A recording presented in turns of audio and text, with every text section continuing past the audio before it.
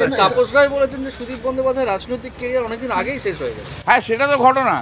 ও রাজনৈতিক ক্যারিয়ার অনেক কাল আগেই শেষ হয়ে গেছিল। তাপস রায় তো 2019-এ ক্যান্ডিডেট হতে চেয়েছিল, সিরিয়াসলি ক্যান্ডিডেট হতে চেয়েছিল। তখন তো তাপস রায়কে ক্যান্ডিডেট করা হয়নি, সুদীপ দাকে দেওয়া হয়েছিল। তো তার জন্য তাপস রায় বেরিয়ে চলে গেছিল। এবং 2024-এও একটা বড় প্রশ্ন উঠেছিল সুদীপ বন্দ্যোপাধ্যায়কে নিয়ে, যে ওকে ক্যান্ডিডেট করা হওয়া উচিত নয়। যথেষ্ট বয়স হয়ে গেছে, হাঁটতে চলতে পারে না। তা সত্ত্বেও করেছিলেন, দিদি করেছিলেন তাই ক্যান্ডিডেট। তো দিদি ও এমন একটা ক্যান্ডিডেট যে প্রথম থেকে সবাইকার সঙ্গে গদ্দারিটা করতে ভালোবাসে। আর ওই হুমায়ুন কবির বলেছে না ওকে, ও তো সাইকেল চুরি থেকে আরম্ভ করে গদ্দারিতে শেষ হয়েছে।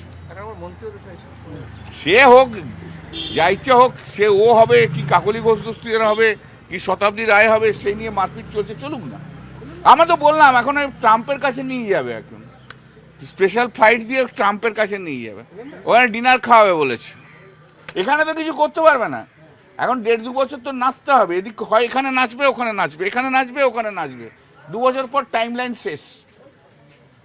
বাংলার মানুষ আর ভোট দিয়ে জেতাবে না, ওদের চিন্তা করার কিচ্ছু নেই।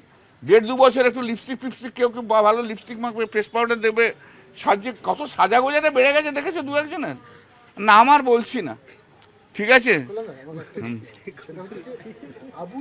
যে বলেছিল যে এই যে সায়নী ঘোষ কি একটা গালাগাল দিয়েছিল শুভেন্দু অধিকারীকে, বলেছিল ওর নাম করলেই সারাদিন খারাপ হয়ে যাবে, সেও চলে যাচ্ছে শুভেন্দু অধিকারীর কাছে। যে আর কি করবে, শুধু বলছে যে তো কোনো কাজ নেই, কনস্টিটুয়েন্সির ডেভেলপমেন্ট। আরে কনস্টিটুয়েন্সিটাই তো চিনলি না 2.5 বছরে, ভূগোলটাই তো জানলো না।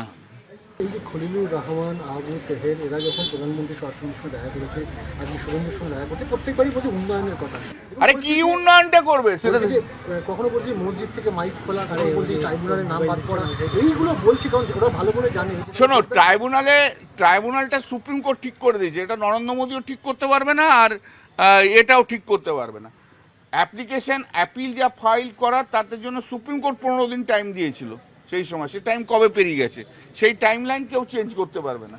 এসব নাটক করছে, এই দুজনের নাম বলে না, এরা দুজন নাটক করছে খুব। ঢুকতে পারছে না মুর্শিদাবাদে। ভাই, সকাল থেকে আমার কাছে মুর্শিদাবাদে অনেক লোক এসেছিল, দাদা কবে যাবে করে। তো মুর্শিদাবাদে ঢুকতে পারছে না, বাড়ি থেকে বেরোতে পারছে না। অবস্থা ওদের খুব খারাপ অবস্থা।